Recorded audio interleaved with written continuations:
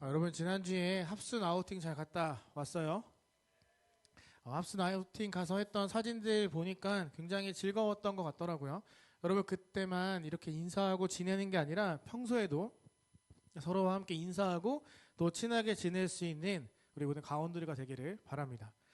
오늘 본문은 야곱과 라반의 마지막 머리 싸움이 시작되고 있는 이야기가 담겨져 있어요. 야곱이 라반에게 나 고향으로 갈 거예요 라고 이야기를 하죠. 여러분 사실 이렇게까지 속았으면 굳이 말하지 않고 집에 가도 됐을 텐데 야곱이 라반을 찾아가서 나 고향으로 갑니다 라고 이야기했던 건 당시 문화 때문이에요. 이동해서 다른 지방으로 가려면 그 집안의 대장에게 허락을 맡아야 했어요. 야곱은 지금 라반의 집에 머물고 있는 사람이기 때문에 그 허락이 필요했던 거죠. 그래서 야곱이 찾아간 거예요. 사실 이 허락을 맡으러 갔다고 하지만 그 말 뒤에는 이런 의미가 숨겨져 있어요. 네가 뭐라고 했던 난 고향으로 갈 거야. 나 더 이상 말리지 마 라고 이야기를 하는 거죠. 나 갈 거니까 잡지 마. 넌 의무 없어. 근데 여기 문제가 한 가지 있었어요. 그건 바로 야곱이 가진 게 하나도 없었다는 거예요. 14년 동안 일을 했는데 야곱이 얻은 게 없는 거예요. 결혼하면 그 분깃을 가지고 크게 만들어서 가족들이 나가서 분가해야만 했어요.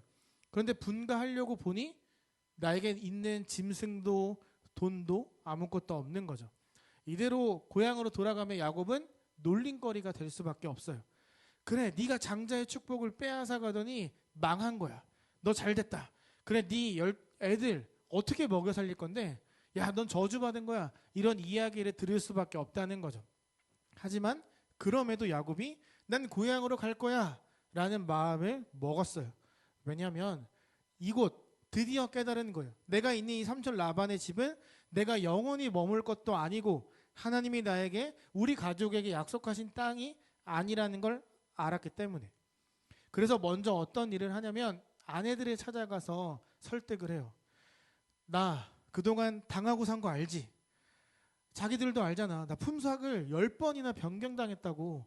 말도 없이 자기 멋대로. 여기서 말하는 10번이나 품삯이 바뀌었다는 건 진짜 10번이 아니라 수시로 매일매일 매 순간 바뀌었다라는 거예요. 성경에서 10이 완전수이기 때문에 10이라고 표현했지만 매일매일 시급과 월급이 바뀐 거예요. 여러분 제가 만약에 뭐 예를 들어서 한 월 350을 줄게요 해서 갔어요. 근데 갑자기 35만 원만 줘요. 그럼 만약에 여러분이 그런 일을 당했다면 어떨 것 같아요? 신고해야죠. 말도 안 되잖아요. 근데 미안 다음 달에 더 줄게. 다음 달 되는데 20만 원 줘요. 그럼 여러분 어떻게 할 거예요? 이거를 14년 동안 당한 거예요. 거의 20년을 당해온 거죠. 계속 이야기하는 거예요. 니네 나 알잖아. 나 가진 거 없어. 니네 아빠가 나 속인 거 알잖아. 계속 이렇게 이야기를 하는 거예요. 근데 여기서 야곱이 여전히 놓치고 있었던 게 하나 있어요. 야곱의 집은 여기가 아니라 다른 데죠. 거기에 그를 위해 준비된 것들이 굉장히 많이 있었어요. 그냥 집에 한번 연락해서 나 이제 갑니다. 내 거 준비하세요. 라고 해도 충분한데 그가 거기까지 생각하지 못하는 거예요. 왜? 그냥 내가 여기서 일하기로 또 스스로 선택했기 때문에. 야곱이 아내들에게 계속 이야기해요. 니네 오빠들이 나 어떻게 생각하는지 알지? 내가 들판에서 혼자 밥을 먹었다고. 내가 니네 오빠들한테 맨날 무시당했던 거 알지? 그들이 날 죽이려고 했는데 내가 살아있는 이유가 뭔 줄 알아? 하나님 때문이야. 나 더 이상 살 수 없어. 이제 안 되겠어. 뭐 돈이 있든 없든지 간에 한 번 더 가서 베팅하고 없으면 돌아갈 거야. 우리 부모님이 있는, 나 사랑해주는 부모님이 있는 고향으로 돌아갈 거야 라고 이야기를 해요. 여러분 24년 동안 우리가 지금 본문을 읽었지만 야곱만 손에 쥔 게 없었어요. 라반도 알고 있어요. 네가 와서 우리 집에 복을 받았다. 네가 와서 우리 집에 이렇게 잘 살게 됐어 라고 말할 정도로 모두가 다 알고 있었어요. 예를 들어서 야곱이 라반의 집에 갔을 때 양이 3,000마리가 있었다고 하면 야곱이 간 이후에 6,000마리 이상의 양이 그 집에 있게 되었다는 거죠. 그런데 야곱만 손에 쥔 게 없어요. 다 야곱이 일했는데 야곱만 가진 게 하나도 없어요. 왜일까요? 그가 하나님이 아닌 세상을 선택하고 세상을 위해 그 14년, 20년을 불살랐기 때문이에요. 하나님은 뭐가 되었던 간에 그와 함께하고 너에게 복을 주겠다 하셨기 때문에 복을 신실하게 주셨어요. 그런데 그만 그 복을 받지 못한 거예요. 이 정도 됐으면 이상함을 느꼈어야 돼요. 하나님이 약속하신 복이 지금 내 눈앞에 나타나고 있는데 나한테 오는 게 없네? 내가 뭘 잘못했을까? 왜 하나님이 나에게 복 주시는 것 같은데 왜 3천만 잘 되는 거지? 생각하면서 내가 하나님을 잊고 있었구나라는 걸 떠올렸어야 돼요. 그런데 그가 그런 생각을 한 번도 하지 않았죠. 왜? 그냥 하루를 살아내는 게 힘들었거든요. 하루만 간신히 살아냈거든요. 내 힘으로 모든 걸 하려고 했는데 안 됐어요. 내 힘으로 결혼을 했어요. 힘겹게 아내를 데려왔어요. 근데 그 가족엔 평화가 없어요. 맨날 싸우고 죄짓고 서로 헐뜯기만 해요. 그냥 보는 것만으로도 어지러운데 얘네들을 먹여 살릴 수 있는 돈이 나에게 하나도 없어요. 그래서 그가 지금 마지막으로 가서 협상을 하고 있는 거예요. 삼촌, 여기서 앉아봅시다. 나랑 마지막으로 우리 한번 협상해 봅시다. 내가 지난 14년 동안 당신이 나를 수차례 속인 것 더 이상 말하지 않을게요. 딱 여기서 끝냅시다. 다만 이제부터라도 내가 재산을 모을 수 있게 당신 허락하세요. 그러면서 자신이 생각하기에 제일 좋은 이 협상의 조건을 바꿀 수 없는 최선의 카드를 들고 제시해요. 흰색 양, 검은색 염소는 당신 것. 대신 뭐든 색깔이 들어가면 다 내 것. 둘 중에 하나. 이거는 바꿀 수 없는 거예요. 그러니까 어떻게 해서든 내가 기업을 챙기겠다. 내가 어떻게 해서든 너 한 번 이겨보겠다. 너 세상 내가 어떻게든 이겨볼 거야. 내가 너보다 더 많이 챙겨서 돌아갈 거야. 그러니까 지금까지 했던 거 더 이상 언급하지 않을게요. 니 다 가져. 이제부터 내 건 내가 챙길게요. 여러분 여기서 라반이 콜이라고 외쳐요. 그리고 머리 써요. 어떻게 하냐면 흰색 양이랑 검은 염소는 우성인자를 갖고 있어요. 색깔이 섞인 얼룩덜룩한 건 열성인자예요. 열성인자와 우성인자가 교미를 하면 열성인자가 태어날 수 있겠죠. 열성과 열성이 만나면 열성만 태어나겠죠.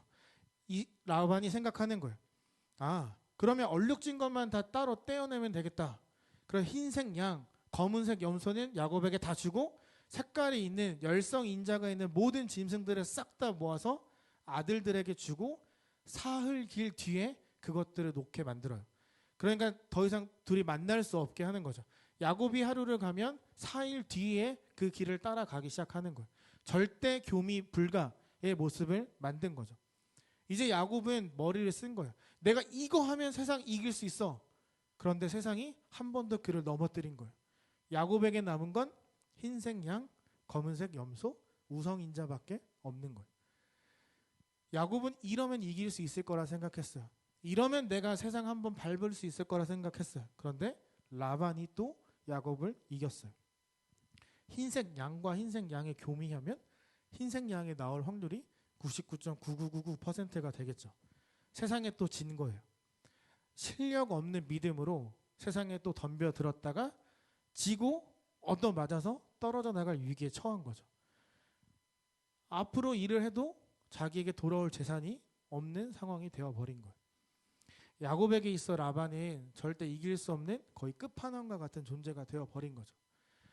이 라반만 붙잡으면 자기의 세상이, 자기의 인생이 행복할 거라 생각했어요. 그런데 사실은 그 라반, 그 세상은 그를 파멸의 길로 몰고 가는 악에 불과했다라는 거죠. 여러분, 우리가 악을 어떻게 이겨야 될까요? 악을 이기는 방법 혹시 알고 있어요? 악을 이기는 건 두 가지가 있겠죠. 첫 번째, 더 큰 악으로 이기거나 선으로 악을 이기거나. 악으로 악을 이기려면 여러분도 악인이 되어야 되는 거예요. 근데 이건 별로 현명하지 않아요. 여러분, 똥이 무서워서 피해요? 더러워서 피해요? 네? 무서워요? 더럽죠. 냄새나죠. 굳이 내가 내 손에 똥을 묻혀가면서 내가 더 큰 악인이 될 필요는 없어요. 우리가 닮아가기를 원하는 분, 여러분이 구세주로 고백하는 예수님은 악을 선으로 이기신 분이잖아요. 그럼 우리도 악으로 악을 이기는 게 아니라 선으로 악을 이기는 두 번째 방법을 택해야겠죠. 근데 문제는 선으로 악을 이길 수 없다는 거예요. 나를 죽이려고 작정하고 덤벼든 사람에게 내가 어떻게 끝까지 선을 보여주겠어요? 이건 하나님의 도우심 없인 절대 불가능해요. 여러분뿐만 아니라 세상에 있는 모든 그리스도의 성도는 세상을 이길 수 없어요. 세상 사람도 이길 수 없어요. 왜? 우리는 그들보다 더 큰 악인이 될 수 없기 때문이에요. 그들보다 더 못된 존재가 여러분은 절대 될 수 없어요. 왜? 여러분 안에 계신 성령님이 여러분을 악한 존재로 만들지 않기 때문이에요. 여러분에게 예수님을 사랑하는 마음이 진짜로 있다면 양심의 가책이 느껴져서 그들보다 악한 존재가 될 수 없어요. 그래서 우린 늘 세상에 질 수밖에 없는 거예요. 괜히 세상 사람 이겨보겠다고 센 척 하잖아요. 더 크게 얻어맞아요. 악한 척 하잖아요. 더 무시당해요. 우리는 절대 세상을 이길 수 없어요. 여러분, 세상은 우리를 굴복시키려고 가진 방법을 다 사용하는데 여러분은 그런 방법까지 사용할 수 없거든요. 우리는 온갖 술수를 사용하는 세상을 이기기란 정말 어려워요. 야곱이 14년 그리고 지금 양들을 데려와서 계속 시간을 보내는데도 여전히 모르는 거예요. 자신의 생각으로 이 두 가지만 분류하면 분명히 이길 거라고 생각을 했어요. 세상 이제 내가 이겼다 이런 마음을 가지고 갔는데 또 진 거예요. 실력 없는 믿음이 그를 계속 망치고 있는 거죠. 그가 사실 14년 동안 하나님을 잊지는 않았어요. 다만 하나님을 진짜 진실로 믿지 않았을 뿐이에요. 여러분, 우리도 그러지 않나요? 우리도 하나님을 정말로 잘 알고 그분을 아는 지식은 많지만 때론 하나님을 신실하게 믿는 것보다 내 생각에 따라 내 판단에 따라 하나님을 잠시 미뤄두고 내 마음대로 세상을 살아가고 있진 않았는지 생각해야 돼요.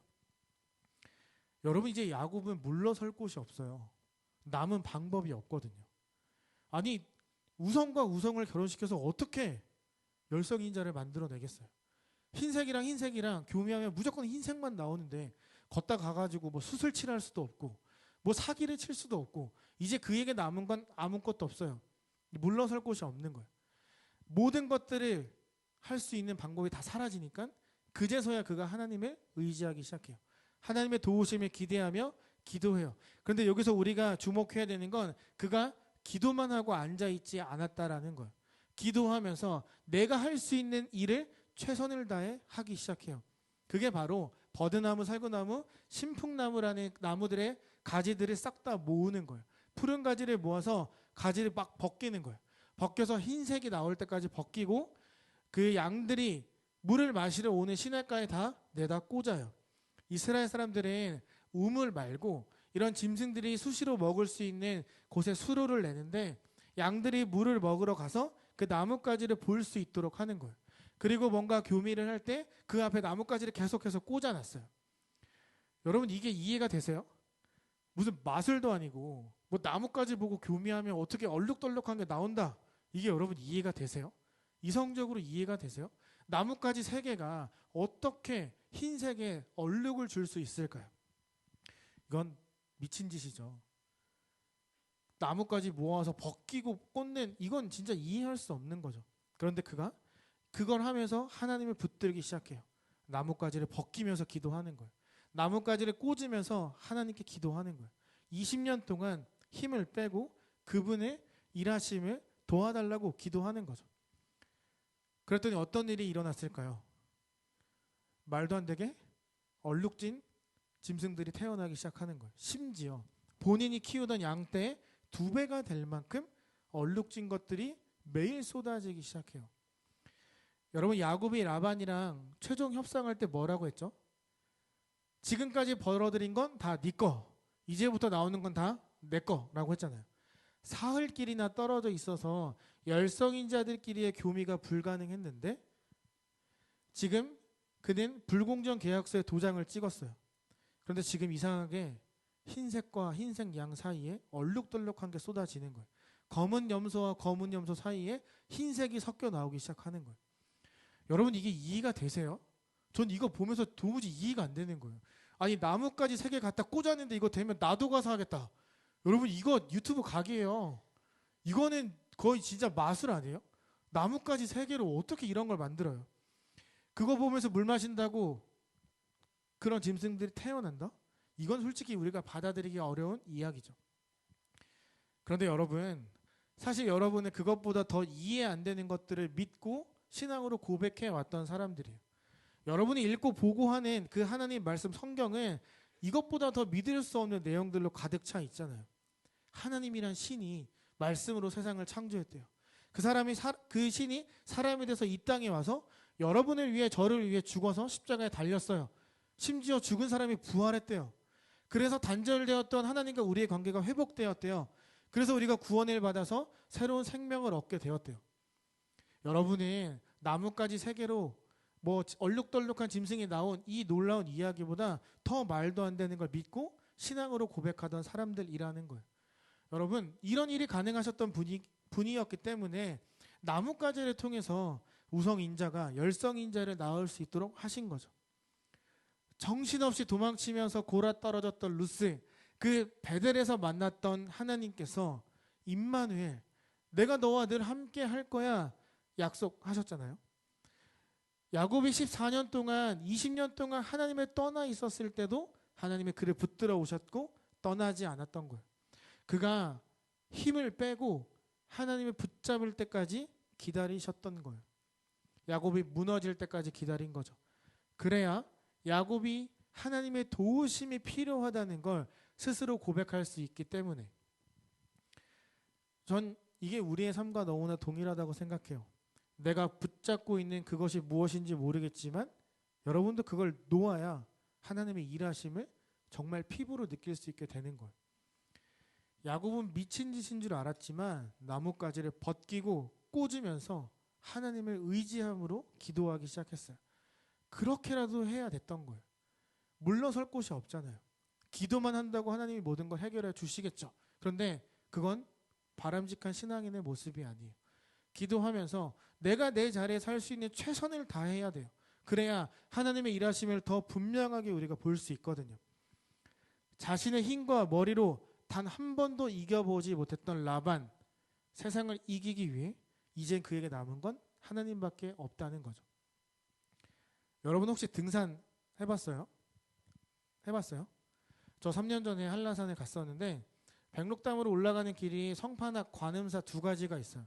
성판악은 이제 좀 원만하게 올라가지만 시간이 좀 더 걸리는 코스고, 관음사는 겁나 빡세지만 성판악보다는 빠르게 올라갈 수 있는 코스예요. 제가 한라산을 간다고 하니까 그때 부장 선생님이 저한테 이렇게 이야기를 했어요. 목사님, 남자라면 관음사를 가야 됩니다. 성판악으로 가면 남자가 아닙니다. 성판악으로 가시면 나 부장 안 해요. 이렇게 하시는 거예요. 어떻게 해요? 그러면 나 관음사 가야지. 그래, 힘들면 얼마나 힘들겠냐. 관음사 올라갔는데 저는 부장님이 저를 저주한 거라 생각했어요. 너무 힘든 거예요. 네, 너무너무 힘들었어요. 등산을 다니지 않는 사람이 가기엔 생각보다 빡셌던 거예요. 심지어 초반에 나댄다고 데크를 막 뛰어 올라갔거든요. 올라가고 가파른 딱 산을 본 순간 망했다 생각했어요. 무슨 생각했냐면 정상 올라갔다고 뻥칠까? 이제 구글링해서 사진 좀 합성해볼까? 내가 부장님한테 이렇게 뭘 잘못한 걸까? 올라가다 발목 다쳐서 못 올라갔다고 한번 이야기나 해볼까? 그런 생각을 하다가 어떻게 이 등산을 멈출 수 있을까 계속 고민하는데 제 앞에 저보다 작은 한 여성분이 너무 가볍게 산을 올라가는 거예요. 혼자 갑자기 자존심 상해서 내가 저분만큼은 이겨야겠다. 내가 저 사람보다 한 발짝은 더 가야지 생각하고 따라갔어요. 근데 여러분, 그분은 타고난 등산러였어요. 쉬지 않고 계속 올라가는 거예요. 근데 따라가다 보니까 저도 백록담 앞에 서 있긴 했어요. 여러분, 산에 올라가면 어떻게 되죠? 산을 올라간다고 끝나는 게 아니잖아요. 올라가면 뭐 해야 돼요? 내려와야죠. 내려오는 게 쉬울까요? 올라가는 게 쉬울까요? 올라가는 게 더 쉬워요, 여러분. 내려오는 건 다리가 풀려서 너무 힘들어요. 이미 다리는 내 다리가 아닌 거예요. 다리가 아파서 내려오다가 처음에 성판악으로 가야겠다. 근데 갑자기 차가 관음사에 있구나. 그럼 난 관음사로 가야 되네, 이 생각이 들었어요. 내려오면서 또 이런 생각했어요. 119에 신고할까? 나 다리 다쳐서 못 내려간다고 헬기를 좀 보여달라고 할까? 이 생각을 진짜 많이 했어요. 내려오는 게 너무 빡센 거예요. 올라갈 땐 힘이라도 있으니까 어떻게든 꾸역꾸역 가는데 내려올 때는 다리에 힘이 풀려서 돌 하나만 잘못 밟아도 발목이 꺾이는 거죠. 너무너무 힘들었어요. 심지어는 등산화도 신지 않았어요. 진짜 아쿠아 슈즈 같은 그 여름 신발 신고 올라갔단 말이에요. 약간 제정신이 아닌 거죠. 등산 내려올 때가 더 힘들어요. 그러니까 함부로 올라가지 마세요. 쉽지 않아요. 그런데 저는 이 등산이 우리 하나님 앞에 사는 우리 인생이라 생각해요. 우리 앞만 보고 걷죠. 내가 등산을 하는 것처럼 올라갔다 내려오기도 하고 자갈밭이라도 힘들긴 하지만 어떻게 되었던 무엇이 되었던 내 목표를 이루기 위해서 우리는 계속 앞만 보고 걸어가잖아요. 저는 그 여자분만 보고 따라갔어요. 내가 너보다 한 발짝 더 가겠다. 근데 결국 꼭대기에 가 있었어요. 우리가 어떤 목표가 있으니까 참고 끝까지 올라가는 거예요. 힘이 있으니까. 내 힘으로 해결할 수 있을 것처럼 보이니까 우린 앞만 보고 미친 듯이 달려가는 거죠. 그러다가 내가 길을 잘못 들었음을 깨닫게 되면 내가 더 이상 이거를 컨트롤할 수 없다는 그 마음이 생기기 시작하면 그때 우리는 두려워지는 거예요. 나 어떻게 하지? 나 이거 어떻게 해결해야 되지? 이거 지금 끝내기에는 내가 너무 멀리 왔는데 이거 어떻게 마무리해야 되지? 두려워지기 시작하는 거죠. 그리고 그때 우리는 잊고 있었던 하나님을 떠올리게 되는 거예요. 여러분 너무 멀리 가면 안 돼요. 너무 멀리 가면 우리 다시 돌아오는 게 쉽지 않아요. 임마누엘의 하나님이 여러분 옆에 지금 딱 붙어 계시잖아요. 성령님이 여러분의 심령에 여러분이 아무리 나가라고 외쳐도 자리 잡고 앉아서 여러분에게 계속 선한 길로 이끌어 가려고 하시는데 굳이 여러분이 여러분의 선택으로 먼 길, 어려운 길 갈 필요가 없어요. 하나님이 함께 하시는 그 길이 맞아요. 여러분이 동의하든 동의하지 않든 여러분보다 조금 더 산 제가 느낀 건 하나님이 함께 하시는 그 길이 무조건 옳아요. 그런데 우리가 그 길을 왜 걷는 걸 부담스러워하고 싫어하는지 아세요? 재미가 없어요. 매력적이지 않거든요. 하면 안 되는 거 투성이에요. 내가 더 참아야 돼요. 분명히 저 사람이 잘못했는데 내가 참아야 돼요. 내가 품어야 돼요. 내가 손을 먼저 내밀어 줘야 돼요. 재미가 하나도 없어요. 나만 약자가 된 것 같고 나만 을이 되는 것 같고 진짜 이게 맞나라는 생각만 계속 들어요. 내가 하나님과 함께 걸으려면 내려놓아야 될 게 너무 많다는 거죠. 눈만 돌리면 매력적인 게 가득한 세상인데 내가 걸어가야 되는 그 길은 보이지 않는 하나님, 그것만 붙들고 우리가 살아가야 되기 때문에 우리는 하나님을 의지하며 살아가지 못할 때가 더 많다는 거죠. 여러분, 야곱은 20년을 돌아갔어요. 너무 멀리 가지 마세요. 하나님은 야곱을 기다리셨던 것처럼 여러분도 기다리고 계세요. 괜히 멀리까지 가서 힘 다 빠지고 얻어 터진 다음에 그제서야 하나님 붙잡지 말고 이미 여러분 곁에 계시는 하나님을 바라보려고 노력하는 게 우리에게 정말로 필요해요. 여러분 기도하죠? 기도하시죠? 네, 눈 마주치면 다들 눈 돌릴 것 같으니까 저 딴 데 볼게요. 여러분 기도하죠? 기도하죠? 여러분 기도 왜 해요? 기도는 내 힘으로 할 수 없습니다 라는 걸 고백하는 거죠. 기도는 하나님 없으면 안 됩니다 라는 항복의 고백이 바로 기도예요. 여러분 지금 잠깐 여러분의 일주일 아니 지난 삶을 한번 생각해 볼래요? 여러분의 지나왔던 삶의 흔적은 어떤 것들이 남아있나요? 여러분 하나님과 함께했던 흔적만 남아있는 삶이 여러분 아닌가요? 내 삶의 고비마다 나를 세워주시고 살려주셨던 그 예수의 은혜가 있었기 때문에 지금 여러분 이 시간 이 자리까지 올 수 있었던 것 아닌가요? 야곱이요. 여러분 나뭇가지를 붙잡을 수밖에 없었던 거예요. 나뭇가지를 벗기면서 하나님을 의지할 수밖에 없었던 거예요. 너무 염치 없지만 20년이 되어서야 하나님을 찾는 게 너무나 부끄럽고 민망하지만 그에게 남은 게 하나님밖에 없었던 거예요. 내가 이제 이 세상을 이길 힘은 하나님밖에 없습니다 라는 고백을 하며 그가 나뭇가지를 벅벅 벗긴 거예요. 임마누엘의 하나님, 단 한순간도 떨어진 적 없던 그 분께서 그의 고백을 듣고 일하기 시작하죠. 아니, 일하고 계셨지만 야곱은 이제서야 자신을 위해 일하고 계셨던 하나님을 보게 된 거예요. 말도 안 되는 상황과 여건 속에 얼룩덜룩한 짐승들이 태어나는 걸 보면서 아, 나 진짜 고향으로 돌아갈 수 있구나. 하나님의 약속이 이렇게 이루어지는구나 라는 고백을 할 수 있게 된 거죠. 여러분 야곱이 이렇게 하나님 앞에 가까이 가고 있는 이 같은 시간 라반은 어떻게 하고 있었을까요? 전 라반이 굉장히 음흉한 미소를 짓고 있었을 거라 생각해요. 일단 사흘길 뒤에 있잖아요. 멀리 떨어져 있으니까 야곱이 얼룩덜룩한 짐승을 갖지 못할 거라 생각했을 것 같아요. 모든 방법을 차단했으니까. 그런데 이 방법이 아이러니하게도 야곱이 마음껏 새끼를 가질 수 있는 시간을 주었어요. 본인도 아들도 너무 멀리 떨어져 있었던 거예요. 그래서 사흘길 앞에 야곱이 막 그런 짐승들을 거두어 들이는 걸 전혀 확인할 수 없었던 거죠. 그러니까 야곱을 방해하려다가 오히려 야곱에게 일하시는 하나님을 그가 경험하도록 둔 거예요. 대략 라반이 이때 암컷 수컷 한 5,000마리씩 갖고 있었을 거라 추정을 해요. 야곱에게 2배의 은혜를 허락하셨어요.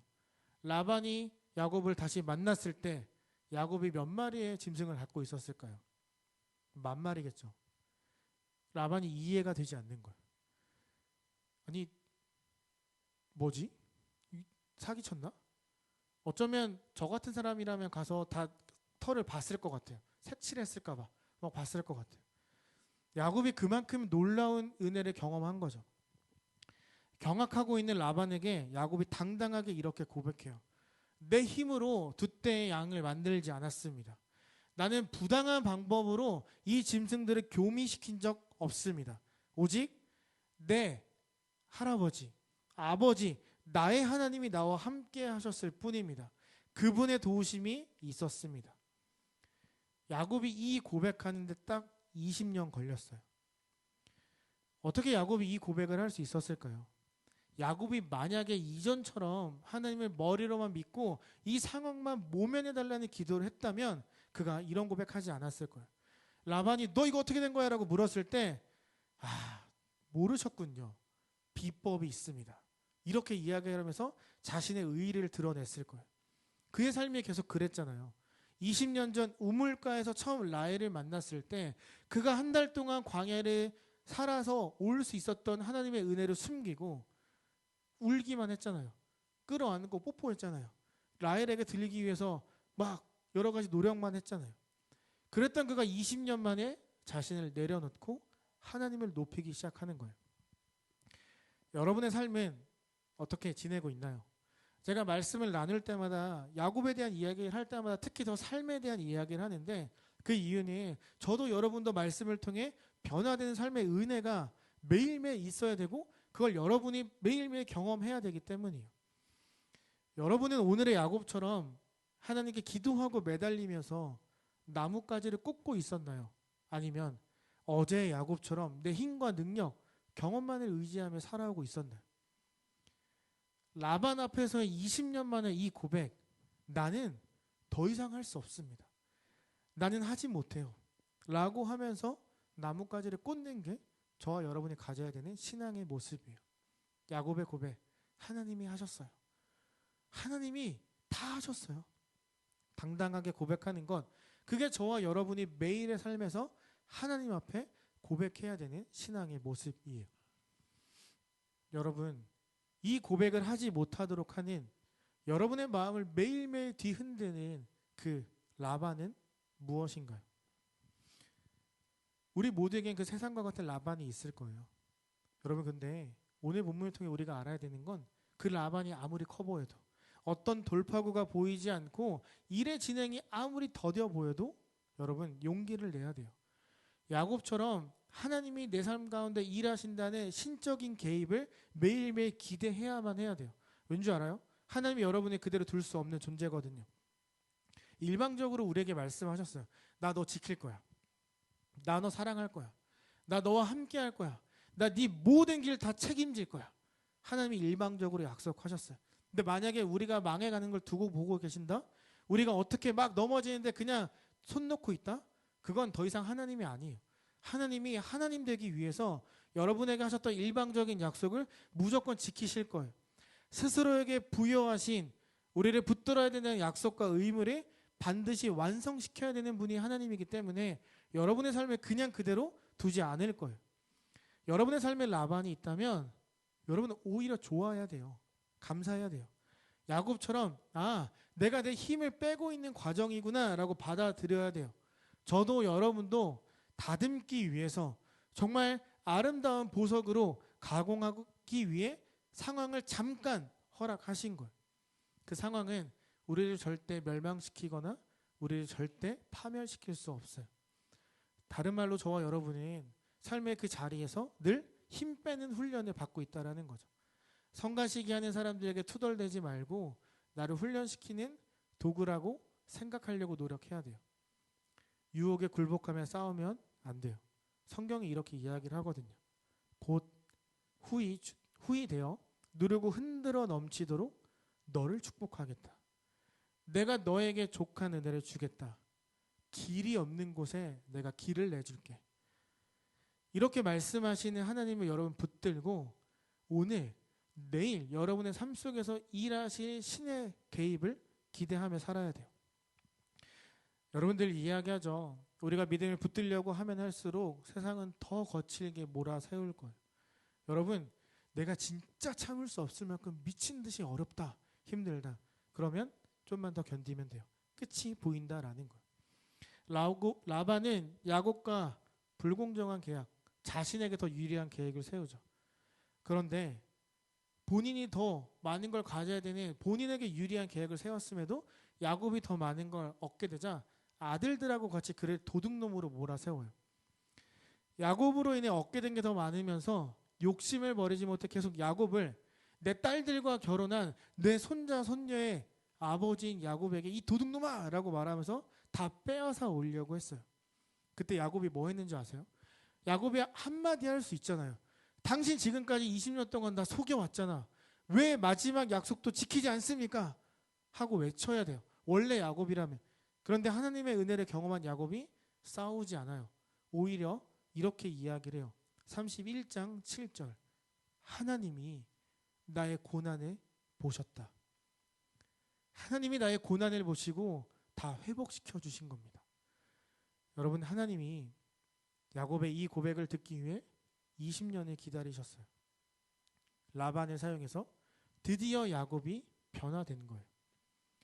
그것처럼 저와 여러분을 바꾸기 위해 여러분의 영적인 그 모습의 숨통을 틔우기 위해 지금 그 라반을 허락하신 거예요. 여러분, 우리는 죽어서 하나님 앞에 갈 때까지 라반 없는 인생은 없어요. 하지만 그 라반은 영원히 우리와 함께하지 않을 거예요. 야곱에게 주셨던 것처럼 저도 여러분도 하나님이 정하신 그때 분명히 자유를 얻게 될 거예요. 오늘보다 어제보다 더 나은 여러분의 모습으로 만들어 깊이 있고 세워주실 거예요. 여러분, 이번 주 미션이에요. 함께 결단 찬양을 할 건데 물 위를 걷는 자 주님 여기 계시기에 라는 찬양을 우리가 이제 함께 할 거예요. 여러분, 이 찬양을 계속 듣고 묵상하세요. 출퇴근 때 등하교 때 찬양을 듣고 묵상하고 찬양이 끝나면 이렇게 고백하는 거예요. 그럼에도 하나님, 내가 물 위를 걷겠습니다. 내 삶의 믿음으로 나뭇가지를 오늘도 꽂아 보겠습니다. 나의 그 학교, 직장, 어디든 삶의 자리에 그럼에도 내가 나뭇가지를 벗겨 꽂겠습니다. 하나님이 일하세요. 그렇게 고백할 수 있는 저와 여러분 되기를 정말로 간절히 바라요. 여러분, 이 고백이 내일도 여러분의 빡치게 할 그 라반을 이겨낼 힘을 줄 거예요. 내일도 여러분 마음속에 그를 죽이고 싶다라는 충동심이 일어나는 그 마음을 바꾸어 줄 거예요. 여러분의 마음을 너무너무 힘들게 하는 그 라반을 이겨서 밟아서 승리할 수 있는 힘이 여러분에게 분명히 하나님이 주실 거라고 저는 믿어요. 여러분, 이 찬양을 묵상하고 고백하면서 내가 믿음으로 나뭇가지를 꽂습니다 라는 그 고백이 매일매일 우리 가운데 있기를 정말로 소망해요. 그래서 다음 주에 이 자리에 왔을 때 여러분의 한 주간의 삶을 너무너무 말하고 싶어서 막 참을 수 없어서 만나는 사람마다 내가 이번 한 주에 이런 은혜를 경험했어요 라고 나눌 수 있는 그 일들이 여러분 삶에 늘 가득하기를 정말로 소망해요. 저에게도 좀 이야기해 주세요. 목사님, 나 이런 일이 있었다고요 하면서 막 그런 은혜를 저에게도 좀 나누어 주세요. 그런 놀라운 하나님의 일하심을 보고 피부로 느낄 수 있는 이번 한 주가 되기를 예수님의 이름으로 소망하며 축복합니다.